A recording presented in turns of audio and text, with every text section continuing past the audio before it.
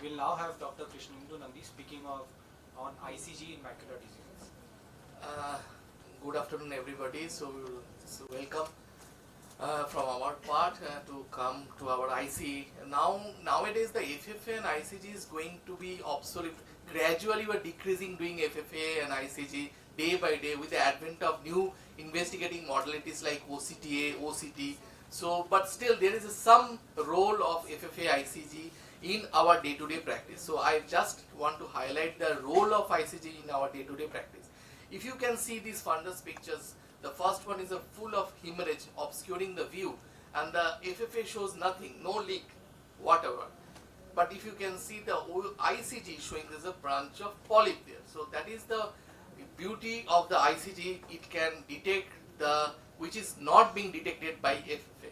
The second case also, there is nothing in FFA, only the staining of dye, and ICG shows there is a hot spot. So this why we need ICG to be there in our practice, day-to-day practice. So little bit of history of an ICG. It first was used to measure the cardiac output, but in ophthalmology it came very late in 1992 in digital imaging system.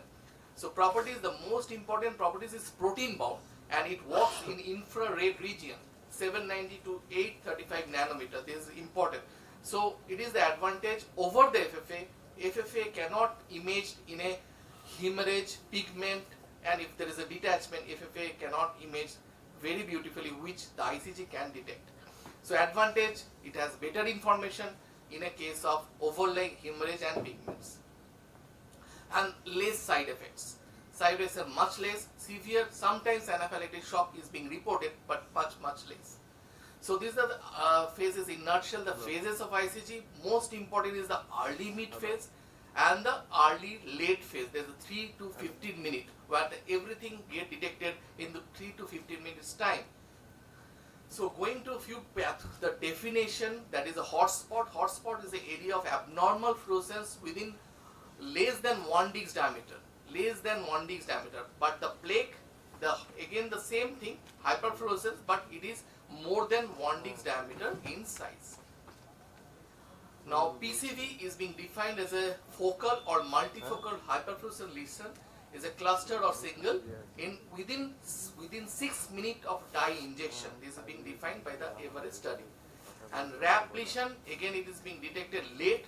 PCV detected early, RAP is detected late in ICG. Is these two entities very important to be detected in ICG. So indication is much limited with the advent of OCT and OCTA. Sometimes we have to do ICG in cases of hemorrhages in occult CNVM to detect the polyp in ICG, RAP lesion and CSR in order to detect if there is an association of CNVM component in CSR. So there is a case 1 is occult CNVM where the FFA shows only staining and pulling of the dye, but ICG shows hotspot. There is a case of one person whose right eye vision is 624, left eye 660 because of the scar. If you can see, the FFA shows lot of block fluorescence because of the hemorrhages and lot of staining of dye, and OCT doesn't show anything, but there is a double layer sign in OCT are huge PD. There is a camera based ICG shows there is a polyp supratemporal quadrant where it is being treated with the focal laser only without injection. Again the same patient presented late, that time we have the SLO ICG and there is a leakage here. Previously the leakage was here, now shifted to here. So recurrence of the polyp, and this time the patient presented with SRF with pick-like PD, thumb-like polyp. So now with the extrafoveal laser in, and we have given ranibizumab injection to this patient, and patient needed second injection also.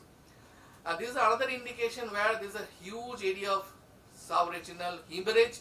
We cannot do, we don't know what is we are treating, we are diagnosis. So this is the polyp in the peripheral polyp. This is extrafoveal peripheral polyp, and the supratemporal quadrant has the patient further underwent pneumatic displacement along with the injection and later on focal laser to the polyp. Peripheral exudative hemorrhagic choroidopathy, again an indication why we need to do ICG in order to detect this peripheral polyp which is there, which is the cause of the hemorrhage. sometimes the ram lesion, the huge amount of blood will obscure the source of bleeding, which can be detected by the ICG itself. This is the ICG, the leak from there. There is a huge amount of hemorrhage. Rap lesion, you can see the chorioretinal anastomosis here with a huge area of rap, which is being ICG showing the large area of the spot. And this patient was treated with the PDT that time. Now no longer PDT is available. Even though we treat with the injection or PDT, this kind of patient not going to do well after PDT or injection. CSR central leak, this is definitely have a role in presence of PDT. The patient having complex CSCR previously, which is known as chronic. Nowadays we used to treat this patient with the PDT with the chronic CSCR. Now choroidal hemangioma, again there is a role if you want to do PDT, but nowadays we don't have PDT in our treatment armamentarium. Now choroidal inflammation, yes, another role. Choroidal inflammation, there are a lot of choroidal inflammatory diseases which gives hypofluorescence early and it stays hypofluorescent later on in the disease. Like this is a case of multiple white dot syndrome. See the extent of the disease, the clinical picture doesn't show the extent of the disease, but ICG definitely shows the huge and the extent of the severity of the disease. And with the treatment, with the steroid treatment and the antimetabolites treatment, the number of hyperfluorescent spot tends to reduce with time. Again the same thing, the AMPP, the number of hyperfluorescent spot can be picked up with the doing ICG. These are the example. Azure, you can see the area of hyperfluorescence here in Azure patient. The leakage, again the same. Now therapeutic uses of ICG in the era of PDT, we can use ICG guided PDT. Here you can see the bunch of polyp here, and this whole area to be treated with a PDT and everything gone in a 2 months time. Now role of video ICG. Video ICG definitely give you the indication of the feeder vessel and the presence of polyp. Here you can see there is a polyp here with the branching vascular network here. So this is a dynamic ICG. Now advantage of ICG is it detects the polyp much better than the OCTA, but still the OCTA is still evolving and lot of OCTA machines still detect the polyp in 70 to 80% of the cases. So in conclusion, ICG is still there. ICG will be there in some diagnostic points like RAP lesion, occult CNVM and polyp detection of polyp, and some CSR cases which we cannot treat, which need to see whether the CSR patient is having or harboring PNV or not, that is a pachychoroid neovasculopathy. So in detection of pachychoroid neovasculopathy, ICG is more important. Thank you for patience hearing. So now I like to introduce Dr. Devang Shah for his talk on OCTA, the much more awaited topic and much more controversial also. It has lot of role nowadays.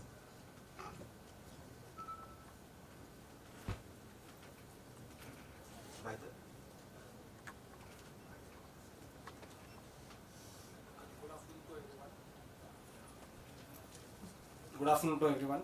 So after listening to angiographies using the dye, let us look into the angiography where we do not use dye anymore, and it is a non-invasive method where the structures of retina and choroid can be visualized in a three-dimensional structure without the need of any contrast agent.